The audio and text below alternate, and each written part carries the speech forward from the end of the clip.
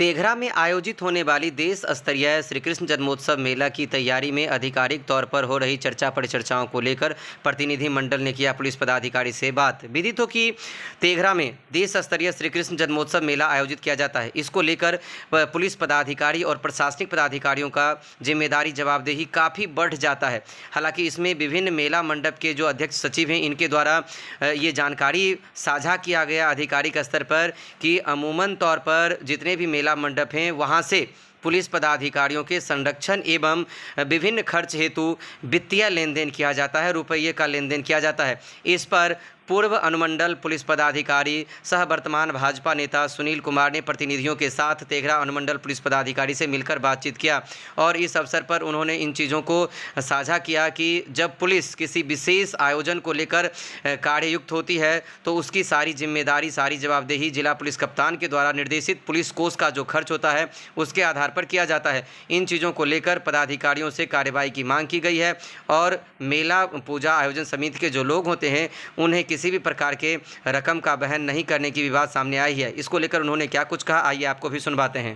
कृष्ण जन्मोत्सव का ऐतिहासिक मेला है और सभी लोग इसकी प्रतीक्षा में वर्षों से रहते हैं। मुख्य मुद्दा इसका जो पंडाल के जो लोग थे, जो यहाँ पर कम से कम दर्जनों पंडाल लगते हैं, उनका कहना था कि हम लोग जो आयोजन करते हैं लोगों से चंदा लेकर के करते हैं और हम लोग के से भी चंदा लिया जाता है पुलिस के भोजन के नाम पर। ये हमें कुछ अटपटा सा लगा क्योंकि ऐसा कोई प्रोविज़न नहीं है पूरे बिहार में और पूरे हिंदुस्तान में कि जो डिप्लॉयमेंट ऑफ फोर्स होता है उसको पब्लिक के चंदे से खिलाने का कोई नहीं है। न मेरी सरकार इतनी गरीब है, न यहाँ का प्रशासन इतने कमज़ोर हैं कि पुलिस को खिलाने और रहने और उनकी मुकम्मल व्यवस्था के लिए किसी पर निर्भर रहना पड़े। इसी के लिए मैंने एसडीपीओ साहब से बात किया था और वो आज अभी फिर हमने उनको कहा कि ये जो पुलिस मैनुअल का प्रोविज़न है, पुलिस मैनुअल 760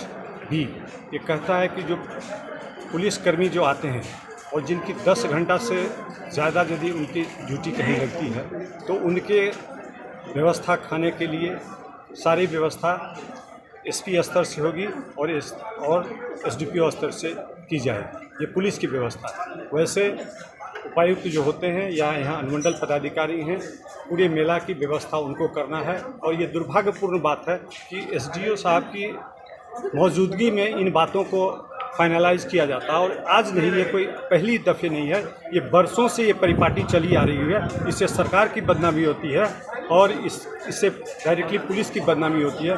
तो मुझे अचंभा सा लगा कि भाई एसडीओ साहब इतने सुलझे हुए आदमी हैं, इतने बड़े अधिकारी हैं और इस चीज़ को कैसे वो अधिकारी रहते हुए वो पंडाल से चंदे की बात करेगी। वो थाने में पैसे जमा हो और कमेटी जो कुछ लोग होंगे उसके द्वारा वो खर्चा हो, ये टॉलरेबल नहीं है। इससे हमारी सरकार की बदनामी होगी और हमने इन चीज़ों को संज्ञान में लाया है।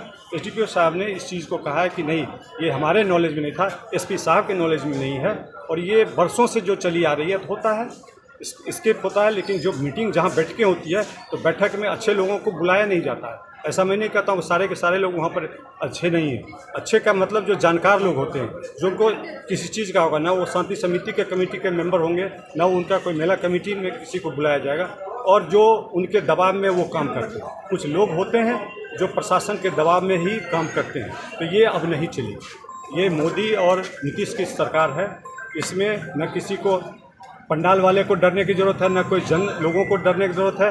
अधिकारियों के लिए लेसन है कि गलत काम नहीं होगा और ये मेला में हमको एसडीपीओ साहब ने एश्योर किया है कि ये परिपाटी इस साल से बंद होगी।